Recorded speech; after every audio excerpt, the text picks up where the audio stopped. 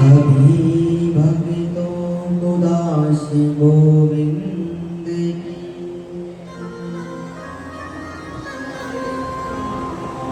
जय जय आधीश्याम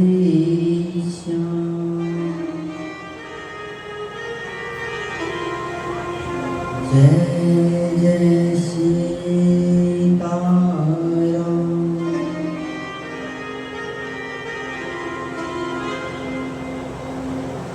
श्रीमद् भागवत कथा प्रांगण में आगमन सभी भक्तों को व्यासपीठ की ओर से दास गोविंद की जय श्री राधे, जय जय श्री राधे।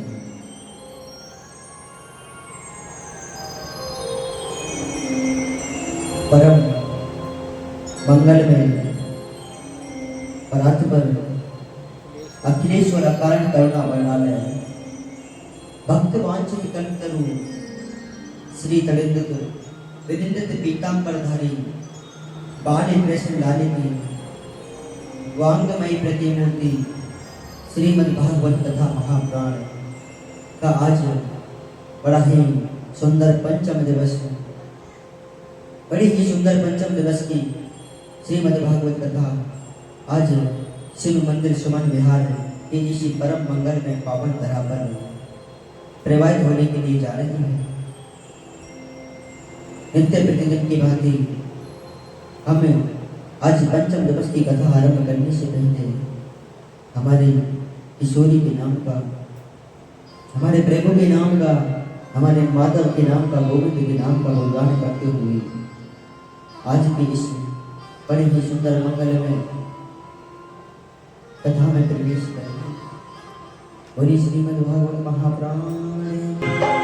ओ ब्रज सब रोसी मनाहि रहो, जन्मो है आज कथाई। जन्मो है आज कथाई। ब्रज सब रोसी मनाहि रहो, जन्मो है आज कथाई। ब्रज सब रोसी मनाहि रहो, जन्मो है आज कथाई। आज कथाई सखी जन्मो आज कथाई।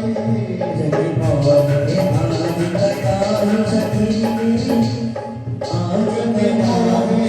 आज कथाई ब्रज सब रोसी मनाहि रहो, जन्मो है आज कथाई।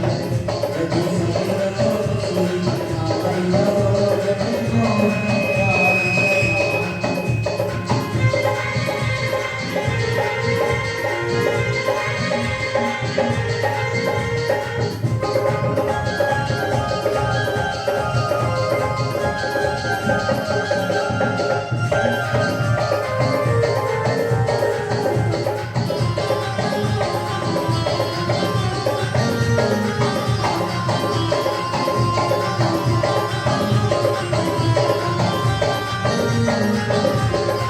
है आज बिजली छुप अंधियारी। कड़की बिजली छुप अंधियारी। ओ कड़की बिजली छुप अंधियारी। कड़की बिजली छुप अंधियारी। पाखन बरसा मेरे भारी। पाखन बरसा है बड़े भारी। पाखन बरसा मेरे भारी। पाखन बरसा है बड़े भारी। वो जमुना को चलियो लाई रहो, जन्मो है आज कथाई।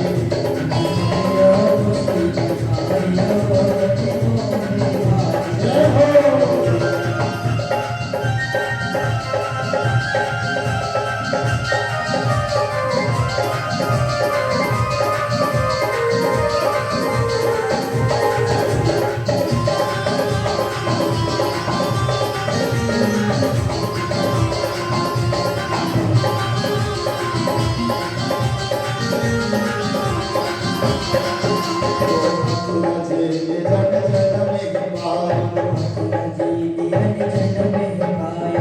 गोपाला गोकुल पहुँचायो।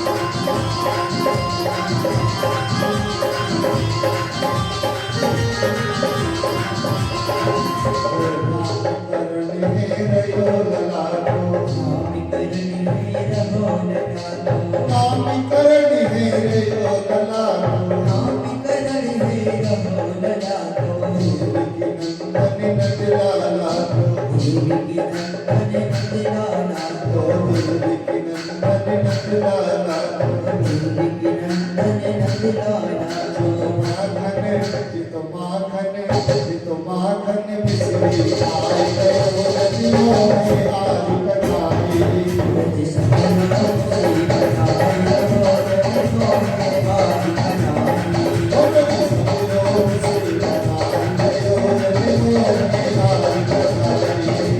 सखियों श्री कन्हाई नदियों में आज कन्हाई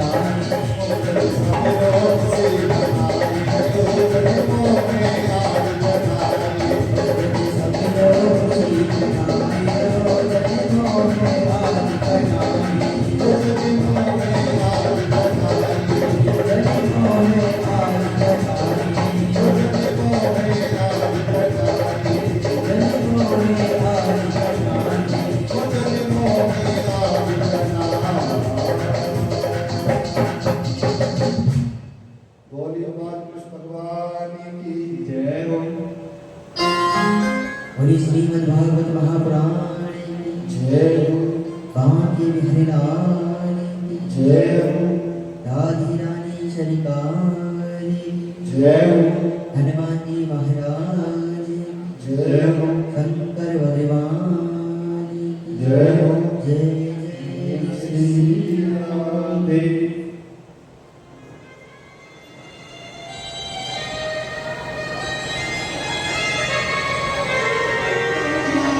अब तो महाराज श्री सुखदेव जी महाराज कहते हैं कि राजा परीक्षित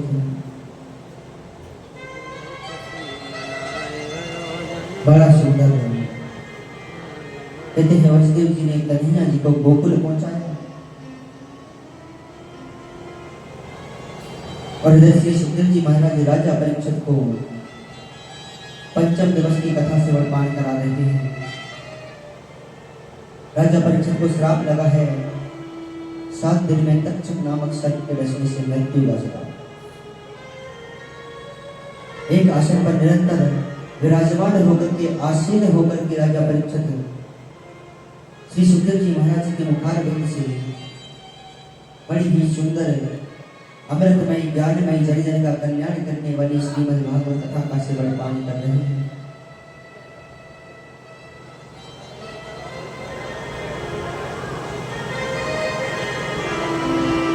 अब तो महाराज कहते हैं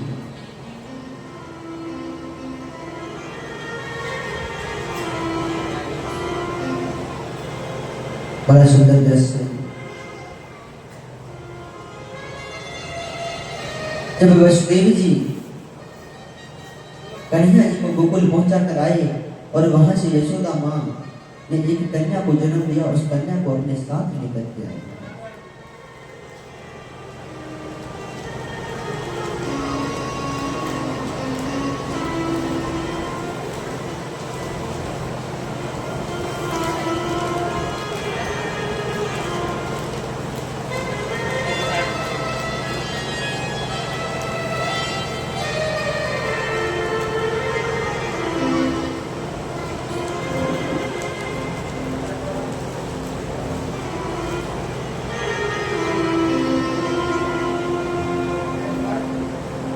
बाबा बीच में ले ले अच्छा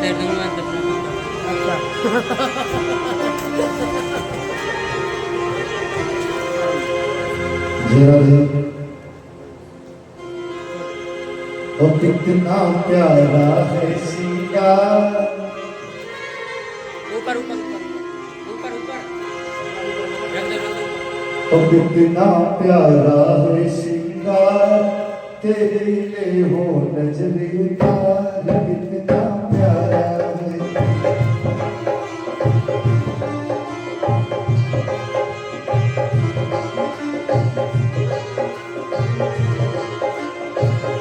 ओ कितना प्यारा है सिंगार, तेरे लिए हो नजर उतार, कितना प्यारा है।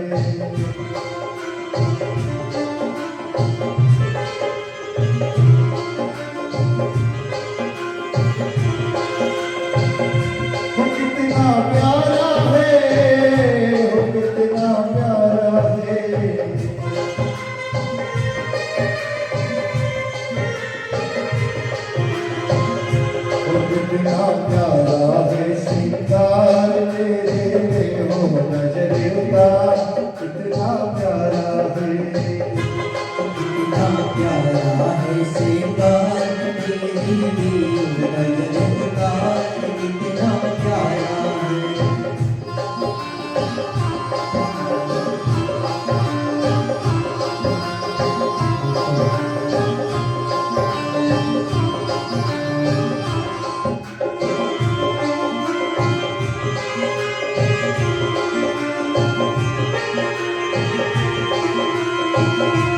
सावरिया तुमको किसने सजाया है तुझे सांसे तुझे सुंदर सा सुंदर गजरा पहनाया है सुंदर सुंदर गजरा पहनाया है ओ सावरिया तुमको किसने सजाया है तुझे सुंदर सा सुंदर गजरा पहनाया है सुंदर सा सुंदर गजरा पहनाया कितना प्यारा है श्रृंगार तेरे देव नजर उतार कितना प्यारा है कितना प्यारा है श्रृंगार तेरी नजर उतार कितना प्यारा है कितना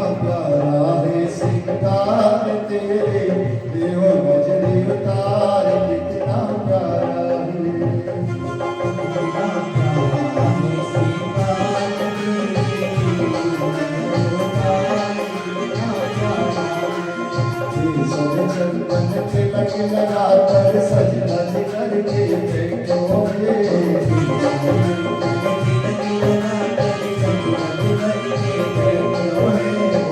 सर चंदन तिलक लगा कर सज धज करके बैठोगे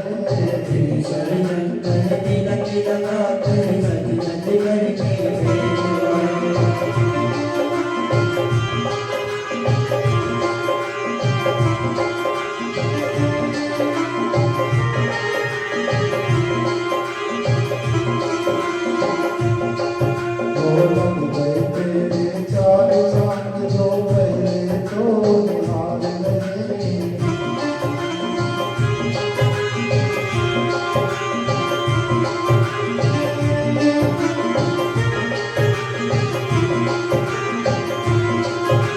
कितना प्यारा है श्रृंगार तेरे हो नजर उतार कितना प्यारा है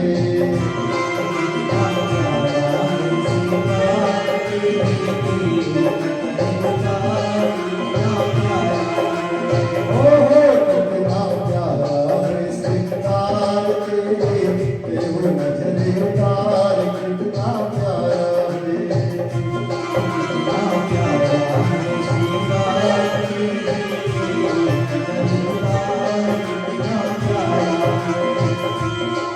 ओ किसी भगत से बेकर काला काली की लगवाले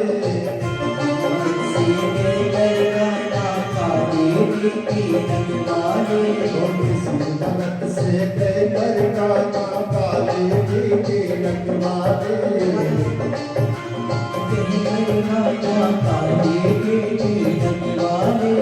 ना मुझे तू बोले तोले ओ निराय तो करवाले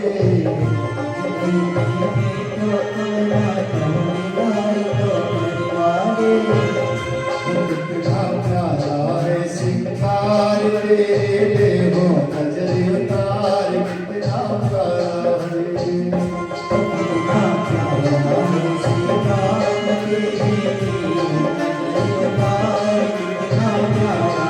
सावरिया तेरे भक्तों को तेरी कर कहीं लग ना जाए तुझे दुनिया की बुरी नजर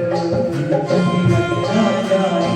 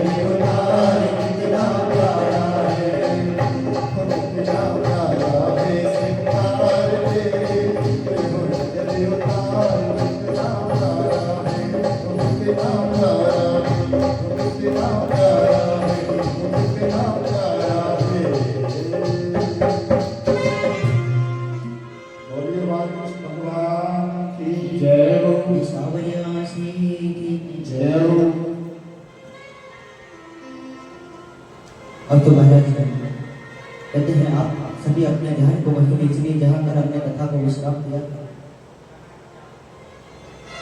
बड़ी ही सुंदर है। कहते हैं भगवान कृष्ण का जन्म हुआ, 4 भुजा रूप में गोकुल पहुंचाया।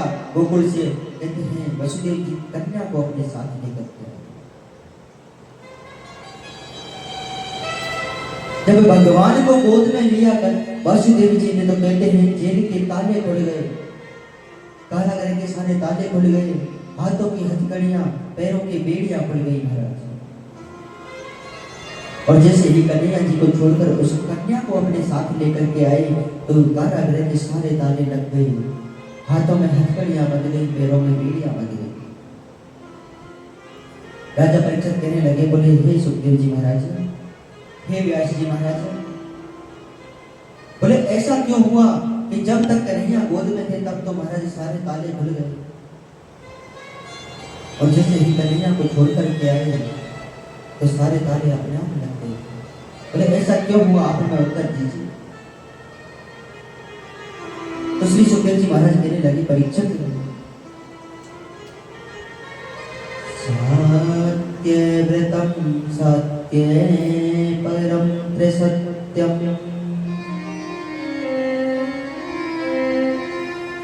सत्यस्य योनिहितं त्रिसत्ये सत्यस्य सत्ये प्रतिसत्यनेत्रम् सत्यात्मकं त्वमाशरणं प्रपन्ना। कहने लगे, बोले हे राजा परीक्षित, बोले इस संसार का जीव जब भगवान को भजता है, भगवान से स्वयं को जोड़ लेता है, तो उसका इस माया रूपी जंजाल से नाता टूट जाता है महाराज। अब जब तक भगवान, कहते हैं वसुदेव की गोद में स्वयं भगवान परमात्मा थे, तो वसुदेव जी का नाता इस संसार की माया रूपी माया से टूटा हुआ था, क्योंकि स्वयं परमात्मा उनकी गोद में थे। जैसे ही भगवान को छोड़कर आए, जैसे ही भगवान से नाता टूटा और कहते हैं उस माया रूपी कन्या को अपने गोद में लिया, तो वसुदेव जी का नाता माया के साथ जुड़ गया। और जब इस संसार के जीव का नाता माया से जुड़ जाता है तो वह बंधनों में बंध जाता है। मैं, यह मेरा है, यह मैं हूं, मैं और मेरा इस बंधन में बंध जाता है। इसलिए वसुदेव जी का जब तक भगवान से नाता था तब सारे ताले, कहते हाथों की हथकड़ियां, पैरों की बेड़ियां, जेल के ताले खुल गए महाराज। और जैसे ही नाता टूटा तो कहते हैं वापस उस माया रूपी जंजाल में बंध गए। बोलिए बाहरी कृष्ण का नहीं लड़ा जय। अब तो महाराज कहते हैं इधर उस कन्या को जैसे ही लेकर के आए, राजा कंस को पता चला, बोले मेरा 8वां काल आ गया। अपने पास उस कन्या को बुला लिया, हाथों में निहार रहे। वसुदेव जी कहने लगे, बोले राजा कंस, बोले आप इस कन्या को कन्यादान स्वरूप हमें दान में दे दीजिए। आपका काल तो हमारा 8वां पुत्र था, लेकिन यह तो कन्या है, बोले आप इसे हमें कन्यादान स्वरूप दान कर दीजिए महाराज। राजा कंस कहने लगे, बोले वसुदेव, बोले कन्या है तो क्या हुआ, है तो 8वां ही, क्या पता कन्या के रूप में जन्म लिया हो, मेरा काल हो।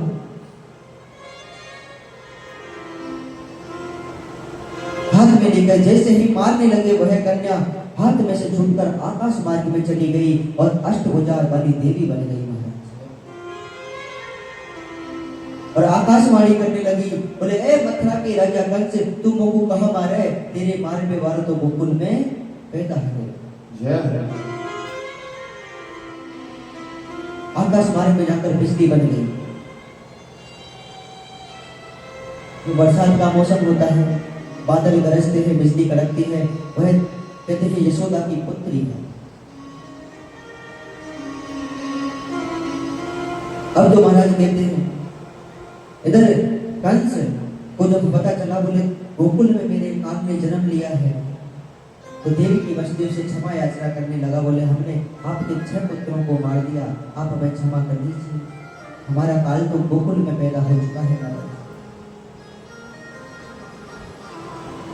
कारागृह से आजाद कर दिया देव की वसुदेव को, लेकिन महाराज कहते हैं नजर बंद कर लिया, कह दिया बोले जब तक मेरा काल नहीं मिल जाता तब तक तुम ये नजर बंद रहोगे, मेरी नजरों के सामने।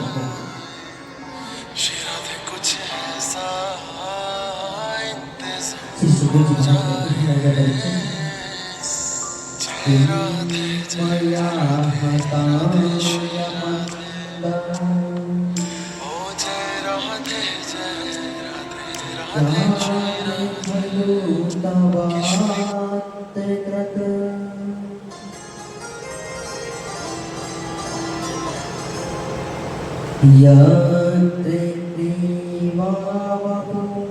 शत्रुमा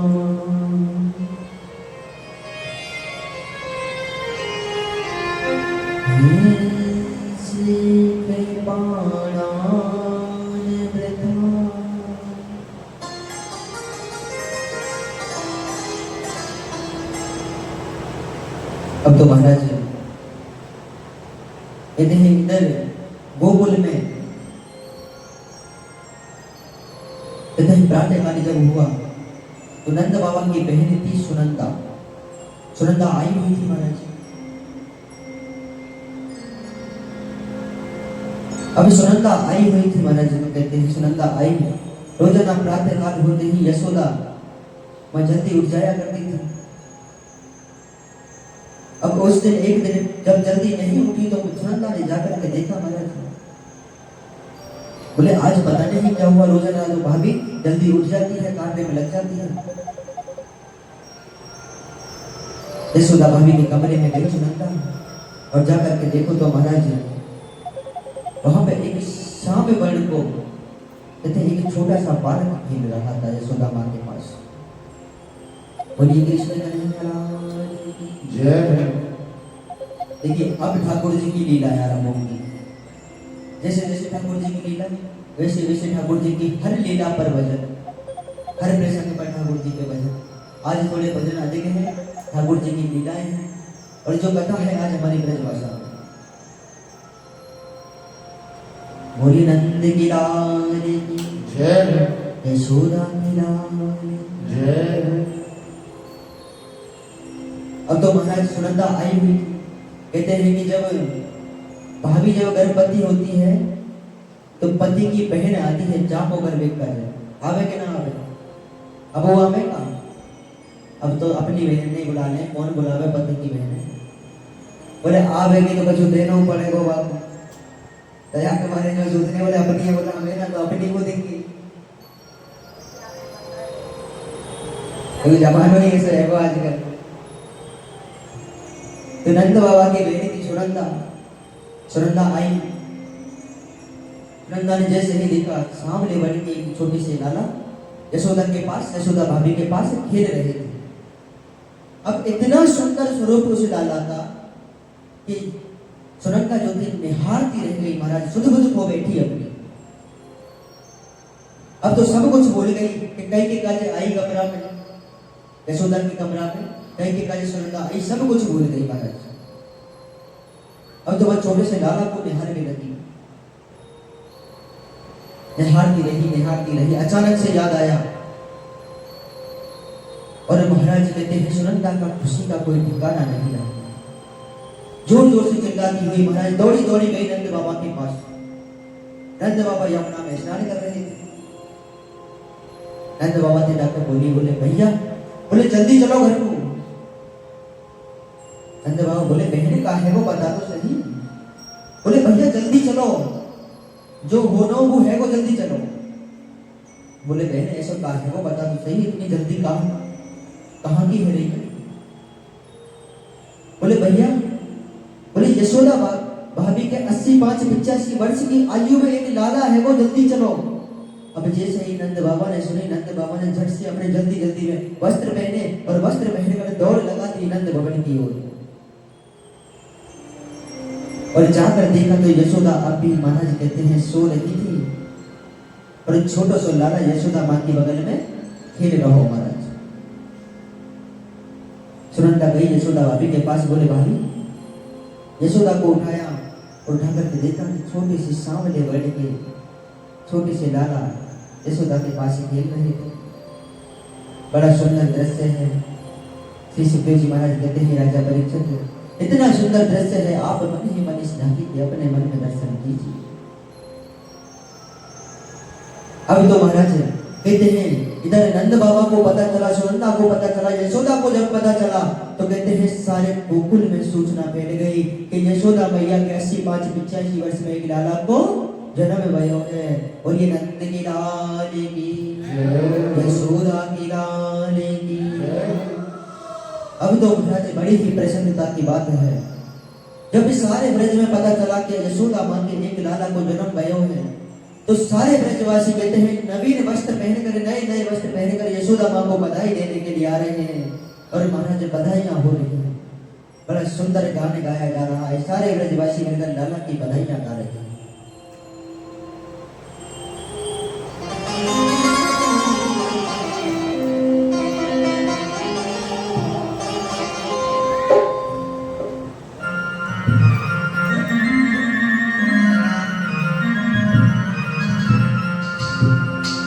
नंद झुके अंगना में,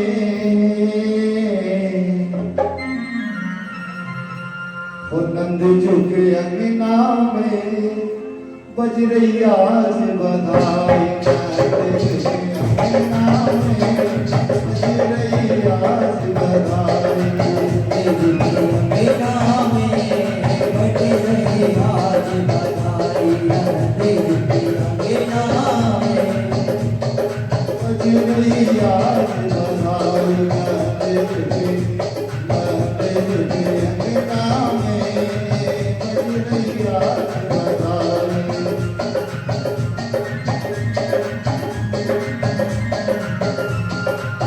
बज रही आज बधाई मेरे भक्तों, बज रही आज बधाई मेरे भक्तों, बज रही आज बधाई।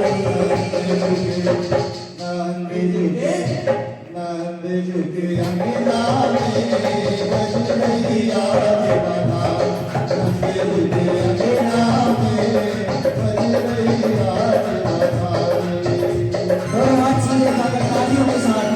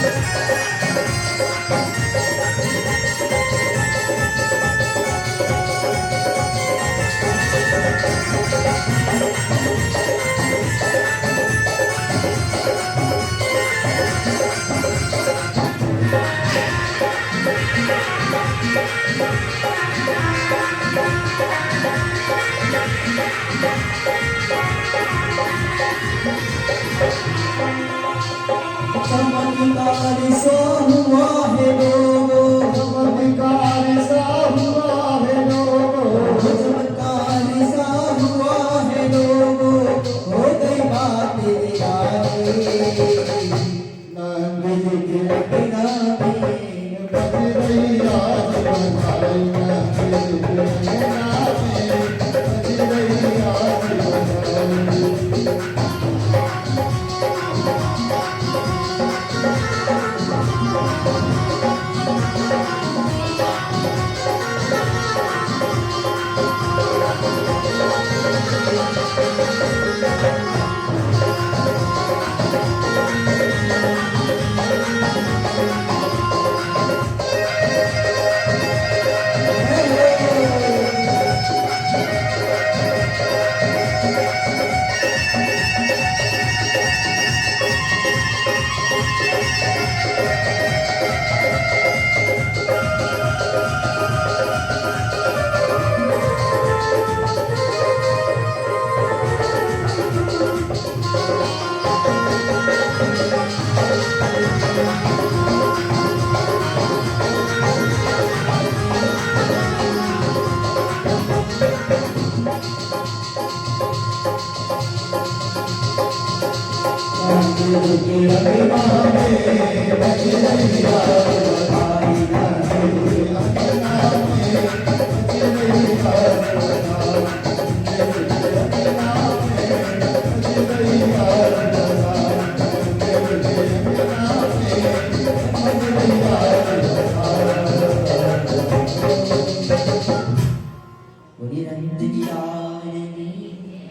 वसुदेव नंदन भगवान की, पाली कृष्ण लाल की, कृष्ण कन्हैया लाल की।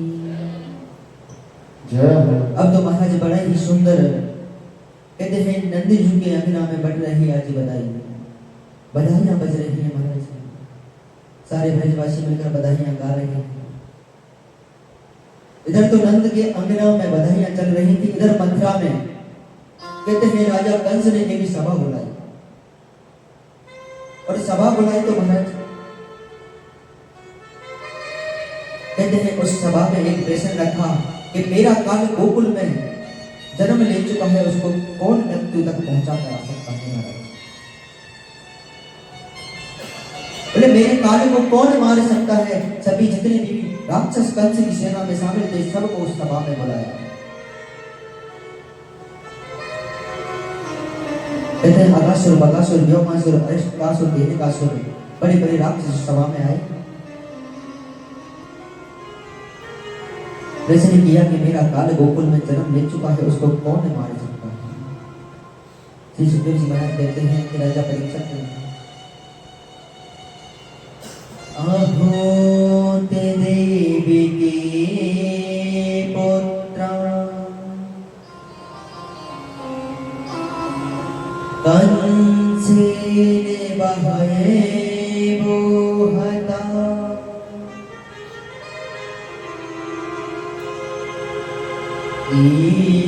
एकावशिष्ट वयाजा कन्या,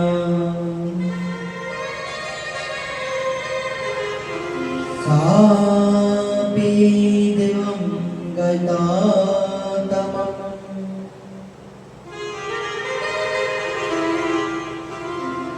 अब तो महाराज कहते हैं श्री सुखदेव जी महाराज कि जब सभा रखी तो उस सभा में कंस की बहन पूतना थी, और पूतना आई तो महाराज कहने लगी, बोले भैया,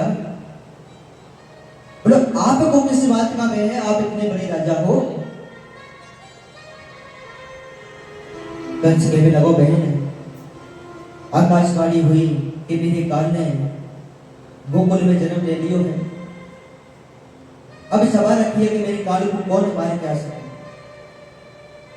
पूतना बोली, भैया बोले बस इतनी सी बात है। बोले आपके काल को मारने को मैं जाऊंगा, बोले आपके काल को मारने को मैं जाऊंगी भैया। कंस बोलो, बहन, बोले तू मेरे काल को मारने को जाएगी तो कैसे मारे के आएगी बताओ। तेरे इतना विकराल भयंकर रूप है तो कोई अपने घर में ना घुसन दे। मारना तो दूर की बात, तो कोई अपने घर में ना घुसन दे वो बहन। पूतना बोली, बोले भैया तुम जाने नहीं बोकू, मैं माया भी हूँ, मायादारी हूँ, मैं वेश बदलना जानू हूँ भैया, मैं वेश बदल के जाऊंगी। कहने लगी पूतना, बोले भैया मैं वेश बदल के जाऊंगी और अपने स्तन पे विष लगा के जाऊंगी। जितने भी 6-6 महीने के छोटे छोटे बालक हैं सबको विष पिला के, स्तनपान के बहाने विष पिलाकर उनकी हत्या कर दूंगी। कंस बोलो बहन पहले तू अपना वेश बदल के बता। कंस ने अपना वेश बदला, एक परम सुंदरी नारी का वेश धारण कर लिया महाराज। अब तो स्वयं राजा कंस नहीं पहचान रहा। राजा कंस अपनी बहन को ना पहचान पा रहा महाराज अब तो। और जब नहीं पहचान पा रहा तो कहते हैं श्री सुंदर जी महाराज ने बड़ा ही सुंदर रूप धारण किया पूतना ने। और सुंदर रूप धारण करके महाराज कहते हैं एक हाथ लंबा घूंघट करो, और घूंघट करते हुए महाराज गोकुल की तरफ चलने लगे। देखो पूतना ने एक हाथ लंबा घूंघट किया, और आजकल की बहुएं तो इतना सा भी नहीं करती घूंघट। करेगा ससुर जेठ थे घूंघट, गामन में तो करें, फिर शहरन में तो ना करें।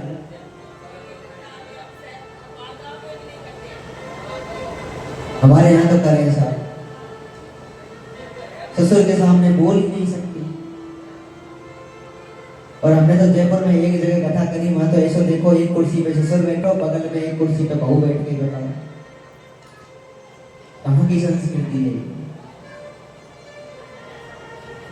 हम तो थोड़ी देर तो जो समझ रहे चलो बेटी होगी इनकी, फिर हमने पूछी तो बाद में पता चलो बहू है। बताओ समय कैसा है, इधर ससुर बैठा इधर बहू बैठ गई। चलो मर्यादा घूंघट नहीं करते तो साथ में क्यों बैठते हो? इतनी तो मर्यादा रखो कि ससुर अगर बैठा हुआ है तो उसके बराबर तो मत बैठो, नीचे बैठ जाओ।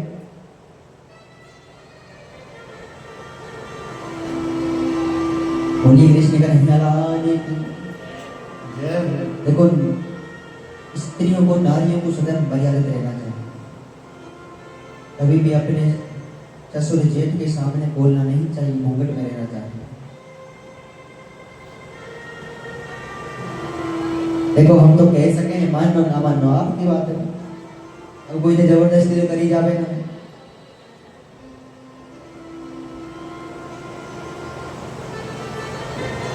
अब तो पूतना चली गोकुल की ओर, बड़ा सुंदर रूप धारण कर लियो महाराज, और इतना सुंदर के पूतना को कोई भी ना पहचान पा रहा।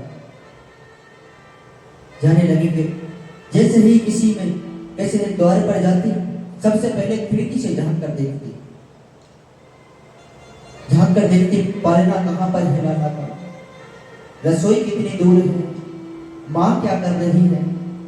जैसे ही देखती कि हाँ लाला सूरव पन्ना में माँ रसोई में कार्य कर रही है, चुपचाप पूतना जाती और स्तनपान कराने के बहाने विष पिलाकर छोटे छोटे बालकन की हत्या करके लगी महाराज। धीरे धीरे धीरे धीरे कहते हैं धीरे धीरे बालकों की हत्या करने लगी। अब तो कन्हैया जी विचार करने लगे, बोले अगर पूतना इसी प्रकार से बोले सब बालकों की हत्या कर देगी तो मेरे साथ खेल में कुछ सखा तो बचेंगे ही ना। बोले मेरे साथ खेल में कुछ सखा ही ना लेंगे। अब तो महाराज कहते हैं भगवान ने योग माया से कहा, बोले योग माया तुम जाओ पूतना के मस्तक पर विराजमान होकर पूतना को हमारे महल की ओर लेकर के आओ। योग माया पहुंची, पूतना के मस्तक पर विराजमान हो गई, और विराजमान होकर के अब तो महाराज पूतना नंद भवन की ओर चली जा रहे हैं। और नंद भवन की ओर जब पूतना जाने लगी महाराज, तो आज भी कहते हैं आज कन्हैया जी पूरे 6 दिन के हो चुके हैं महाराज। और जब 6 दिन का बालक हो जाता है तो क्या किया जाता है? छठी पूजी जाती है। पूजे ना पूजे आपके यहाँ छठी पूजे? आप तो धीरे धीरे योग संस्कृति भूलते जा रहे हो। अब तो कन्हैया जी 6 दिन के हो गए पूरे, और अभी भी नंद भवन में उत्सव चल रहा है महाराज, बड़ा सुंदर उत्सव हो रहा है। लाखों कहते हैं लाखों ब्रजवासी आ रहे हैं, लाखों जा रहे हैं, नंद बाबा धनोधान इत्यादि लुटा रहे हैं। और महाराज कहते हैं श्री सुखदेव जी महाराज कि एक बूढ़ी सी मैया हथी, अब बाप को पता नहीं कि यशोदा मैया की लाला भयो तो वहां उत्सव चल रहा है। अब बूढ़ी सी मैया आई, बेचारी के आगे के दांत ना है, आगे ब्रजवासी से पूछने लगी भैया यहाँ काहे हो। और ब्रजवासी मांगन मिश्री के गोला बना बना के एक दूसरे के ऊपर फेंक रहे, उछाले कर रहे। अब बूढ़ी मैया जैसे ही पूछने लगी, बोले भैया यहाँ पे काहे हो, कहीं को उत्सव चल रहा है। तो एक ब्रजवासी ने, एक छोरा ने कहते महाराज एक मांगन मिश्री को गोला बनाया, झटते मारो बूढ़ी मैया के मुंह पे, अब्बा के दांत तो उतना है जो सीधो पेट मुकते होते हुए पेट में पहुंच गया महाराज। अब बूढ़ी मैया कहने लगी, बोले लाला मेरे मुंह में तना गवाल कछु आयो, पर मेरे आगे के दांत ना है, वो पतो ही ना पड़ी कहो, हद तो मीठो मीठो सो कछु और पेट में चले वो सीधा।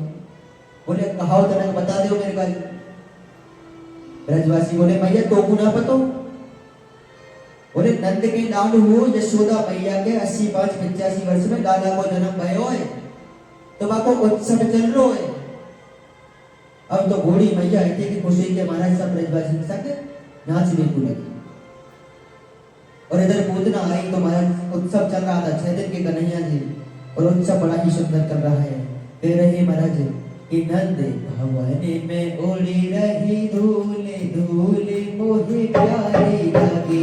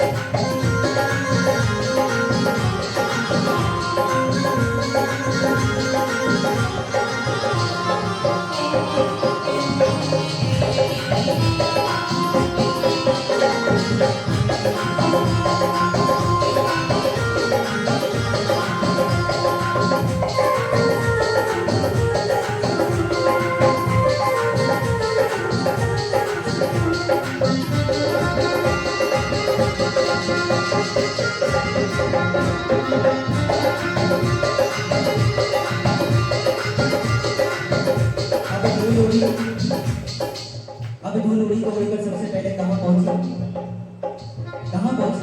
सबसे पहले उड़कर पहुंची माथे। ओ उड़े उड़े धूल मेरे माथे पे आवे, ओ उड़े उड़े धूल मेरे माथे पे आवे, ओ उड़े उड़े धूल मेरे माथे पे आवे, ओ उड़े उड़े धूल मेरे माथे पे आवे, माथे पे आवे तेरे माथे पे आवे, माथे पे आवे मेरे माथे पे आवे। और जब धूल उड़कर माथे पर पहुंची तो क्या किया जाता है? क्या करा जाए? ओ मैंने दिला के लगाई बड़े फूल रोले मोहे प्यारे लगे, ओ नंद भवन में उड़े रही धूल रोले मोहे प्यारे लगे।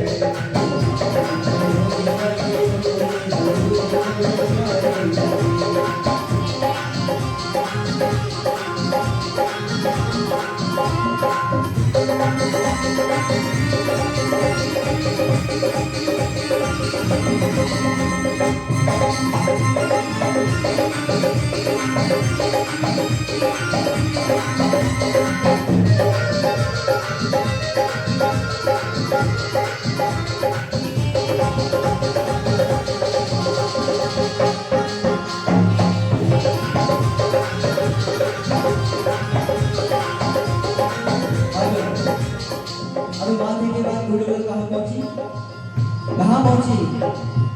अब धूल पहुंची नैनों में। ओ उड़ती उड़ती धूल मेरे नैनन में आवे, उड़ी उड़ी धूल मेरे नैनन में आवे, ओ नैनन में आवे मेरे नैनन में आवे, ओ नैनन में आवे मेरे नैनन में आवे, ओ उड़ती उड़ती धूल मेरे नैनन में आवे, ओ उड़ी उड़ी धूल मेरे नैनन में आवे। और जब धूल उड़कर नैनों में पहुंची तो क्या किया जाता है? क्या किया जाता है?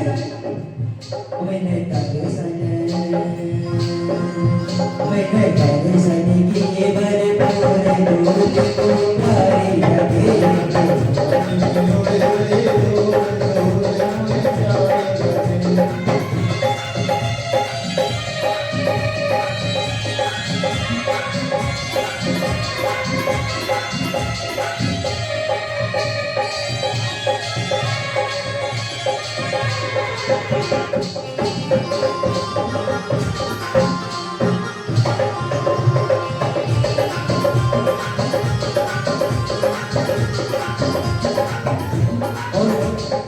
अब नैनों के बाद धूल तक हम पहुंची। अब पहुंची होठों पर। उड़ती उड़ती धूल मेरे होठन पे आवे, उड़ी उड़ी धूल मेरे होठन पे आवे, होठन पे आवे मेरे होठन पे आवे, ओ होठन पे आवे मेरे होठन पे आवे, हाँ उड़ती उड़ती धूल मेरे होठन पे आवे, उड़ी उड़ी धूल मेरे होठन पे और आवे। जब धूल होठों पर पहुंची तो क्या किया जाता है? क्या किया जाता है? तो मैंने भजने, ओ मैंने भजन गाए मेरे पूरे पूरे प्यारे लगे,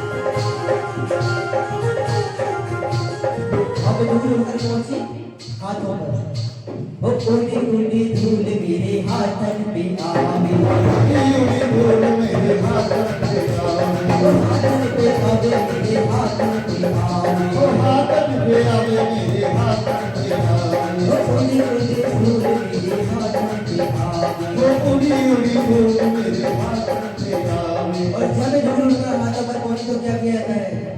क्या किया जाता है? सीधे हाथ उठाकर दोनों ओ मेरे तालियां,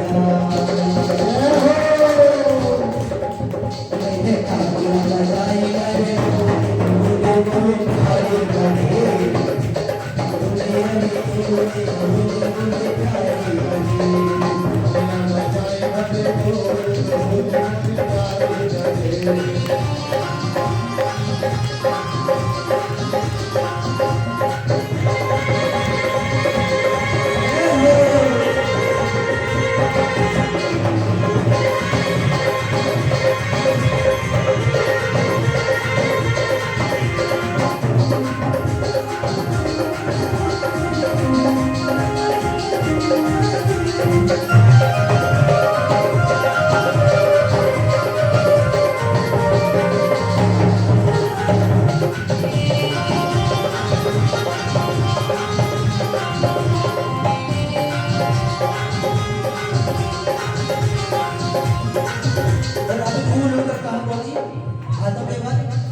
धूल पहुंची पैरों पर।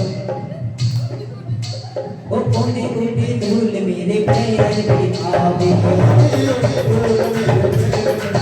आवे मेरे पैर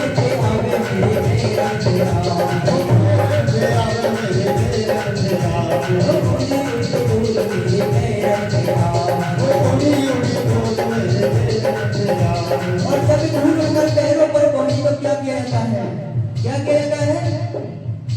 तो झूम झूम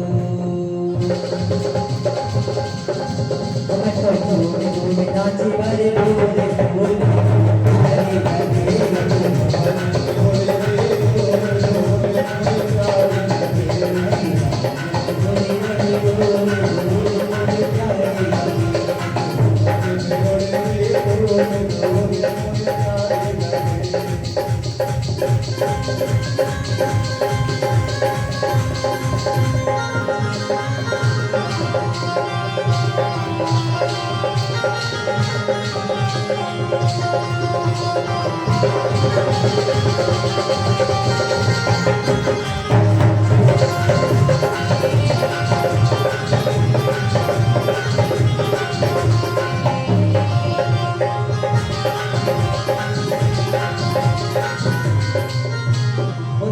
तीरथ नहीं जैसे ब्रज की धूल व्यक्ति देखे अंकिशों भग जाए अग्नि नहीं जैसे ब्रज की धूल और लिपटी देखी अंकिशों भग जाए यमदूत मुक्ति कहे गोपाल से मेरे मुक्ति बताए ब्रज रज उड़े माथे लगे और मुक्ति भी मुक्त हो जाए।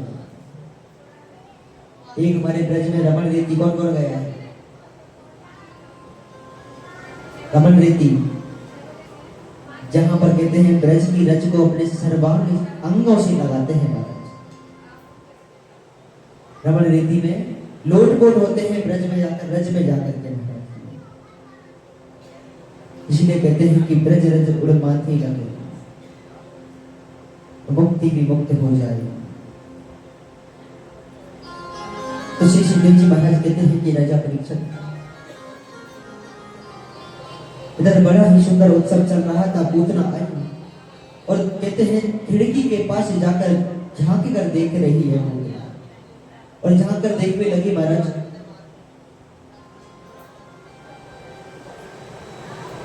जब देखने लगी पूतना तो माता यशोदा कन्हैया को गोद में खिला रही थी, लाड लड़ा रही थी। कन्हैया को पता चला कि पूतना द्वार पर आ गई तो कन्हैया ने अपने नेत्रों को बंद कर दिया ताकि मैया यशोदा को लगे कि लाला सो गए। अब कन्हैया ने नेत्र को बंद करो, मैया यशोदा लाला को पलना में सुला गई और जाकर रसोई में अपने कार्य कर भी लगते हैं। अब पूतना ने देखो महाराज के कन्हैया पलना में सो रहे हैं, यशोदा मैया कार्य कर रही है रसोई में। तो जब से मौका मिलते ही पूतना पलने के पास चली गई। जब पूतना पहुंची तो कन्हैया जी ने नेत्रों को खोल रखा था। पूतना जैसे ही पलने के पास पहुंची कन्हैया ने नेत्र को खोल रखो महाराज। अब पूतना जैसे ही कन्हैया को निहारने लगी तो कन्हैया ने अपने नेत्र को बंद कर दिया। राजा परीक्षित कहने लगे, बोले हे श्री सुखदेव जी महाराज, यहां पर कन्हैया ने अपने नेत्रों को क्यों बंद कर दिया? कहने लगे महाराज, इंद्रियाणि हसीसा प्राणानि नारायणो वद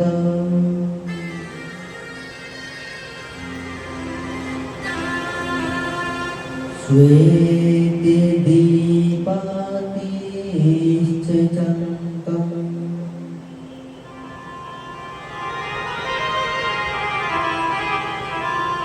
मनो योगीश्वरो अतु।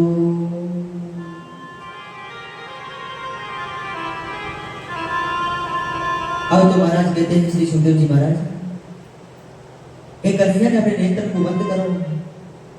कहने लगे राजा परीक्षित, बोले कन्हैया ने नेत्रों को इसलिए बंद कर लिया, कहते हैं कि अगर नेत्रों से नेत्र मिल जाए तो प्रेम हो जाता है और प्रेम होने के पश्चात प्रेमी को कभी मारा नहीं जाता, इसलिए कन्हैया ने अपने नेत्रों को बंद कर दिया। अब तो महाराज यशोद कहते हैं पूतना ने देखा, कन्हैया को गोद में उठा लिया और गोद में उठाकर आकाश मार्ग में उड़ती हुई जा रही है महाराज। कन्हैया को अपना स्तनपान कराने लगी पूतना, कहने लगी बोले लाला, बोले ले दूध पी ले, लाला दूध पी ले। कन्हैया विचार करने लगो भैया, बोले मैंने तो ब्रज में जन्म लियो, मैंने तो सुनी ब्रज में जन्म ले में तो सबसे पहले माखन मिश्री खावे को मिले, यहाँ तो सबसे पहले विष जहर पीवे को मिल लो। कन्हैया ने भोले बाबा से प्रार्थना की, बोले बाबा, बोले आप आओ इस विष का पान आप आकर के लीजिए, क्योंकि एक भोले बाबा ही है जो विष को संभाल सकते हैं और कोई नहीं संभाल सकता। अब तो महाराज कहते हैं भोले बाबा अदृश्य रूप में आए और महाराज पूतना के जो स्तरों से विष लगा हुआ था उसका पान कर दिया। भोले बाबा चले गए। अब पूतना स्तन पान करा रही है, कहने लगी बोले ले लाला दूध पी ले, लाला दूध पी ले, लाला दूध पी ले। अब कन्हैया जी कहते हैं स्तन पान करने लगे पूतना का, और स्तन पान करने लगे तो कहते हैं श्री सुखदेव जी महाराज संग प्राण किचे जब पूतना। तो कहते हैं कि महाराज भगवान कहते हैं बाल कृष्ण कन्हैया पूतना के स्तन पान के साथ साथ प्राणों को खींचने लगे, दूध के साथ साथ प्राणों को खींचने लगे। अब तक तो पूतना कह रही थी लाला दूध पी ले, लाला दूध पी। अभी पूतना चिल्लाने लगी, बोले लाला छोड़, लाला छोड़, लाला छोड़। जब प्राणों को खींचने लगे पूतना चिल्लाने लगी। पर हम कहते हैं कि महाराज जब अगर ब्रजवासी एक बार किसी को पकड़ लेना तो आसानी से छोड़ देते नहीं है महाराज। अब तो कन्हैया ने पकड़ लिया, प्राणों को खींच रहे, पूतना चिल्ला रही है लाला छोड़, लाला छोड़, लाला छोड़। अब लाला कहाँ छोड़ने को नाम ले। धीरे धीरे पूतना को प्राणों को खींच लिया महाराज। आकाश मार्ग से पूतना पृथ्वी की ओर चली आ रही है और धड़ाम से आकर पृथ्वी पर गिरी महाराज।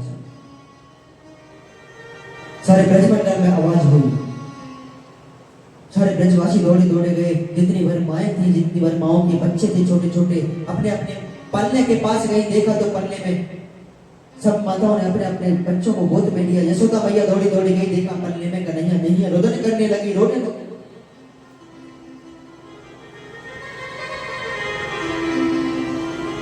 अब तो महाराज कहते हैं सारे ब्रजवासी दौड़े दौड़े गए पूतना के पास। देखा तो एक बड़ी राक्षसी पड़ी हुई है महाराज, उसके वक्ष स्थल पर एक छोटे से लाला खेल रहे हैं। छोटा सा लाला खेल रहा वक्ष स्थल पे पूतना के पास जाकर के जब देखो तो महाराज कहते हैं वो तो यशोदा को लाला।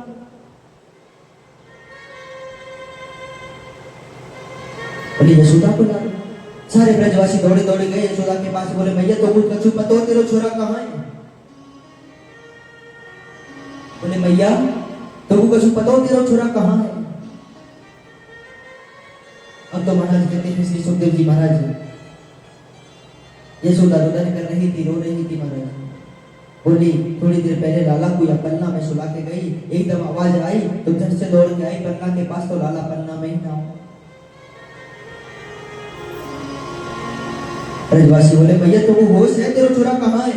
बोले तेरा छोरा एक बड़ी सी राक्षसी के वक्ष स्थल पे खेल रहा है। जैसे सुनी यशोदा मैया नंद बाबा दौड़े दौड़े गए और जाकर देखा तो कन्हैया कहते हैं राक्षसी के पूतना के वक्ष स्थल पर